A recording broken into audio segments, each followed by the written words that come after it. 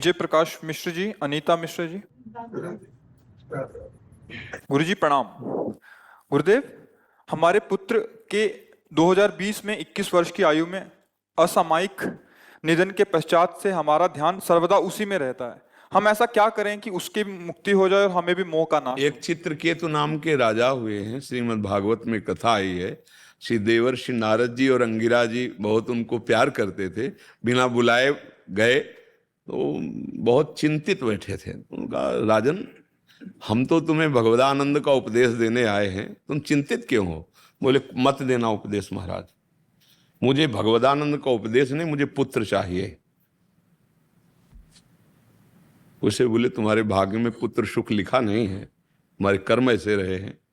बहुत सी रानियां, एक भी संतान नहीं। और वो इसीलिए ब्याह करते गए थे कि राजा थे, उनका अधिकार था। श्रीमद् भागवत में कथा है। तो वो जब देखा बहुत हट कर रहे तो उन्होंने कहा पुत्र होगा, पर हर्ष और शोक दोनों प्रदान करने वाला होगा। अब उनको ये शब्द याद नहीं, दिखाई नहीं दिया। उन ज्ञान तो अपहृत है मोह के कारण। तो पुत्र होगा इतना बस वो सुन के आनंदित है। पुत्र हुआ बड़ी रानी से। अब राजा का हर ध्यान, हर वृत्ति वही पुत्र में, क्योंकि मोहाविष्ट। तो जहां राज दरबार से खाली होते सीधे उसी महल को जाते और रानियों की तरफ देखना भी नहीं। उन्होंने आपस में विचार किया कि बहन ये तो बहुत है, हमारे दुर्भाग्य हो गए। एक तो संतान ही नहीं हुई, और दूसरी बात जब से उसके संतान बड़ी की हुई तो बोलना हंसना खेलना तो बाजा ने देखते भी नहीं। बोले पुत्र ही है हम सबका दुश्मन। तो धाय माँ जो थी ना, उसको अनुकूल किया और बहुत ही हलाहल जहर चटा दो जाके दूध के साथ। सो गया होगा, पूरा शरीर नीला। अब जो दूसरी धाय माँ थी, वहां तो राज दरबार में बहुत सी सेविकाएं, वो चिल्लाई तो रानी दौड़ कर आई जो सबसे बड़ी थी। देखा श्याम शरीर का रंग जहर का असर होता है। वैद्यों से चेक कराया, प्राण रहे। तो अब तो राजा के होश उड़ गए। पछाड़ खाते हुए, चिल्लाते हुए, रोते हुए आए और लड़के के चरण पकड़ के छाती से लगाते हुए बिलाप। देवर्षि नारद जी, अंगिरा जी आ गए जब वो बहुत विकल थे और कहा राजन, हम आपसे कहा था कि आपके भाग्य में पुत्र सुख नहीं। तो बोले महाराज उपदेश नहीं, हमें पुत्र चाहिए। बोले हम बुला देते हैं, अभी बुलाते हैं।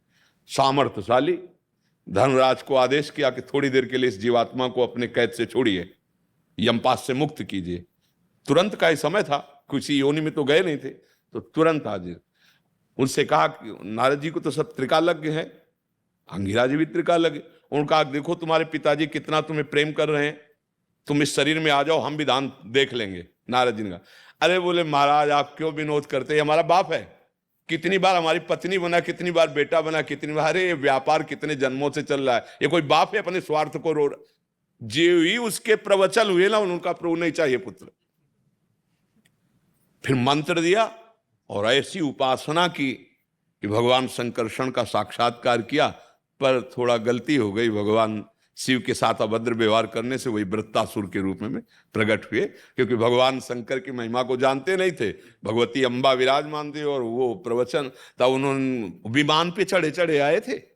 यही होता है, मतलब अहंकार का पूरा समर्पण। प्रेमी महापुरुषों, गुरुजनों की चरण सेवा इसीलिए कही गई। ध्रुव जी ने पद मिलने पर भी यही प्रभु से मांगा कि मुझे अपने महाभागवतों का संग दीजिए। जब पद मिला ना तो एक जलन हुई कि अगर कहीं महाप्रेमियों का संग निरंतर हुआ होता तो मैं भगवान की सेवा मानता, भगवान से अलग कोई पद नहीं मांगता। तो ये बात हृदय में हमारे भगवान के प्रति प्रियता जगे, सत्संग सुनो। ना कोई किसी का पुत्र है, ना कोई किसी की पत्नी, ना कोई किसी का पिता है, ना कोई किसी का पति है। ये थोड़ी देर के लिए माया के नाटक में हम आप स्त्री पुरुष का वेश धारण करके आए हैं, अपना काम बना लो।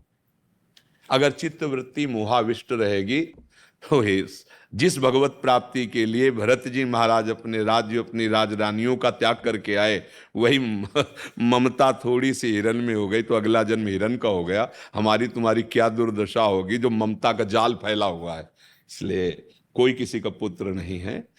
गृहस्थी में रहते हुए भगवत प्राप्ति तभी होती जब पुत्र में भगवत भाव, पति में भगवत भाव, पत्नी में भगवत भाव, भगवत भाव में ये द्वेष, ये नाना प्रकार की गंदगी नहीं होती, उसको सुख पहुंचाना होता है। अच्छा, जितने दिन नरसिंह मेहता का जब पुत्र अंतर्ध्यान में प्राण निकल गए तो करताल लेके नाचे। लोगों ने कहा कि मतलब रोना चाहिए। बोले रोए वो जो हरि का ना हो, हम तो हरि के हैं, आए थे इतने दिन अपने स्वरूप की लीला की और चले गए, उनकी वस्तु वो अपना देखे, हमें तो और स्वतंत्रता हो गई, अब रात दिन भजन करेंगे, हमें कोई चिंता नहीं। आपने जैसे मुनीम है फैक्ट्री का, एक मालिक का स्वरूप समझो उसे, मुनीम को स्वरूप, लेकिन वो मालिक नहीं है। और अगर मालिक बन बैठे तो दंड का अधिकारी हो जाएगा ना। तो तुम्हारा घर, तुम्हारा शरीर, तुम्हारे संबंधी, ये सब भगवान की रचना है कि तुम्हारी रचना है? भगवान की है ना। आपने क्या मान लिया? आप उस मायाधीश को भूलकर अपने को मायापति मान बैठे, आस्तिकता नष्ट हो जाएगी, ऐसी माया है। बहुत बहुत सावधान। केवल नाटक, जगन नाटक वैभवा, गोपाल शास्त्र नाम में भगवान, केवल ये मंच सजा है प्यारे, और आप भूल से खेलना चाह गए तो खेलने में उतर गए, खेलते खेलते ऐसे खेल में उतर गए कि तुम भूल ही गए कि हम रोल कर रहे हैं। रोल को सत्य मान लिया, स्वांग को सत्य मान लिया, फिर बंदी बना लिए जाओगे सत्य। स्वांग को स्वांग नहीं रहने दिया और सत्य में आ गए, राग द्वेष में, लड़ाई झगड़े में। तो क्या हुआ? कानून ने बंधन बना दिया। आप सत्य मान रहे हो ना, माया ने आपको बंधन में डाल दिया। अब कैसे जिए उस पुत्र के वियोग में? मुनीम थे, मालिक बन बैठे, इस बात का है।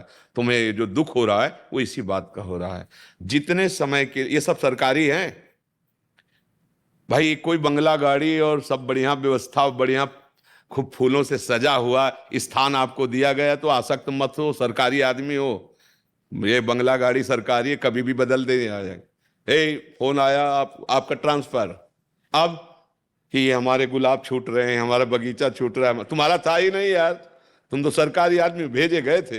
तो ऐसे ही है, तुम्हें जो कुछ मिला ना, गाड़ी बंगला शरीर और संबंध, सब ये भगवान के द्वारा दिए गए हैं और भगवत प्राप्ति के लिए मिले हैं। भगवान से तो कोई मतलब नहीं रह गया, आप मालिक बन बैठे हो तो फिर भोगना पड़ेगा। इसी अज्ञान का दंड मिलता है। तिनकर काल रूप में भ्राता, भगवत विमुख के लिए भगवान ही काल स्वरूप हैं, दंड देने वाले बन जाते हैं। महर्षि, अभी तो समझ आ रही है ये बात, बड़ी सतत ये बात बनी रही। इसीलिए कहते हैं हर समय राधा राधा राधा राधा जपो।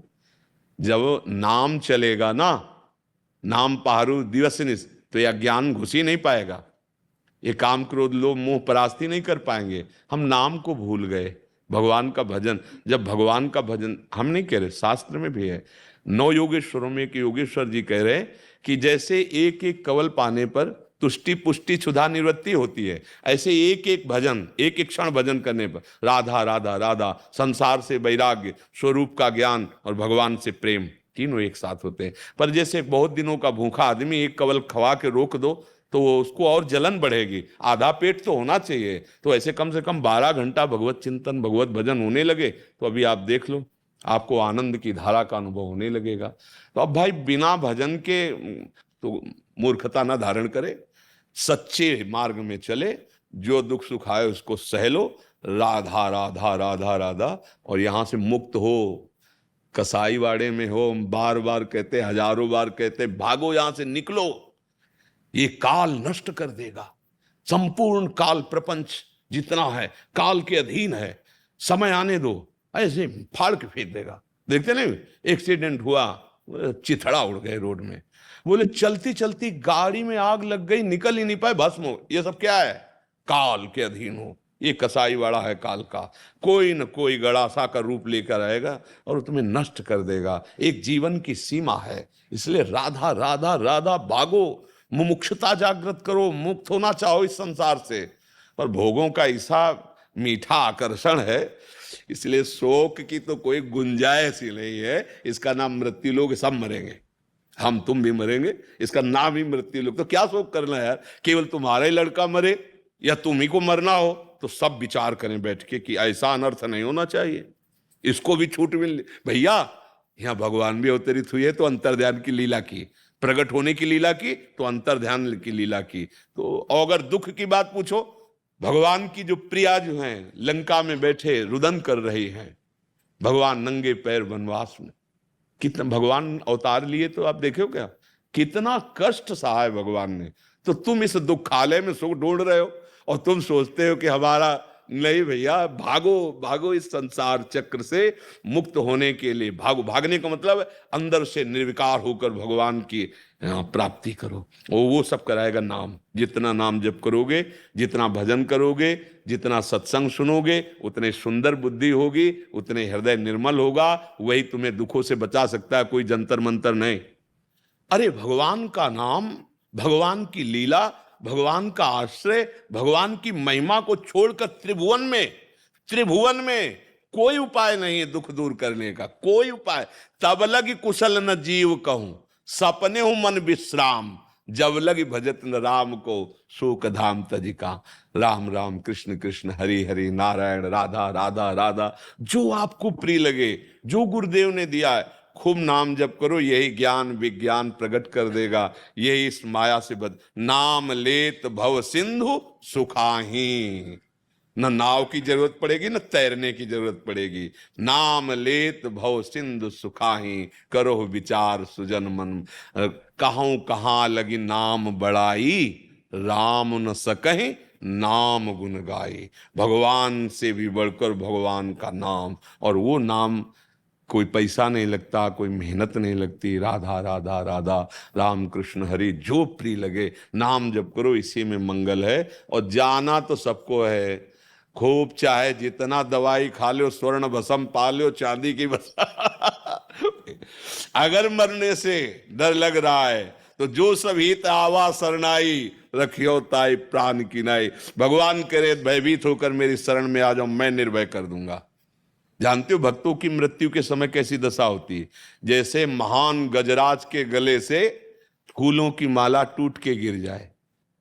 रायबेल जानते हो ना, मोगरा, हाँ, मोगरे की माला गजराज के गले से टूट के गिर जाए, उसको पता थोड़ी चलेगा। ऐसे ही भक्तों को पता नहीं चलता कि शरीर छूट गया।